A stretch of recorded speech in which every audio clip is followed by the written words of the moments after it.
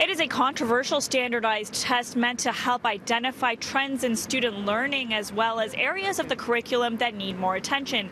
EQAO has been criticized since it was created in 1996 for a number of reasons, including the use of its data. Well, CityNews has learned that the Toronto Catholic District School Board is using EQAO results to decide which students are accepted into some of their highly competitive programs at some of their high schools. And why do you ask for those results? These are very, very competitive programs. We literally receive thousands of applications for a few hundred spots.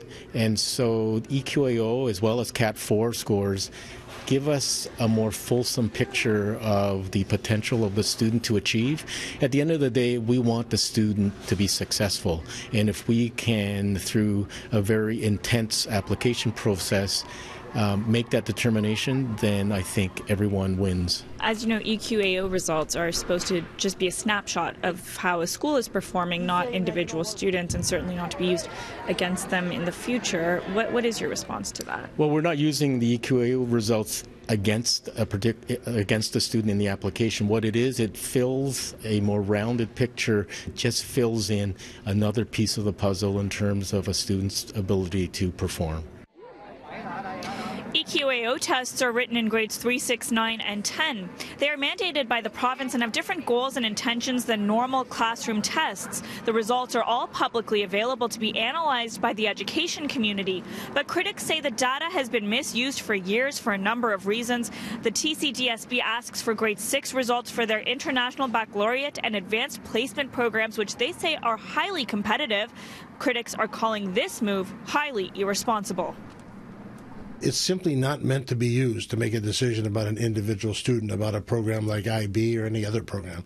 It's irresponsible and it's lazy. Their defense, I guess, is that it's one criteria and it gives a more well-rounded view of the student. What do you think of that? Well, if you're going to use a whole bunch of criteria, you better make sure that each one makes sense. So you can't just say it's part of a melange and a fruit salad of criteria they're throwing in. If it's a bad use of EQAO data, it shouldn't be in the pot.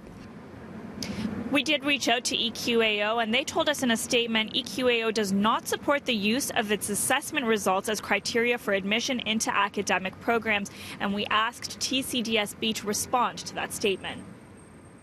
EQAO results are beneficial for a whole host of reasons, and we just have chosen to use it as an objective criteria to make a determination if a student has the potential to be successful.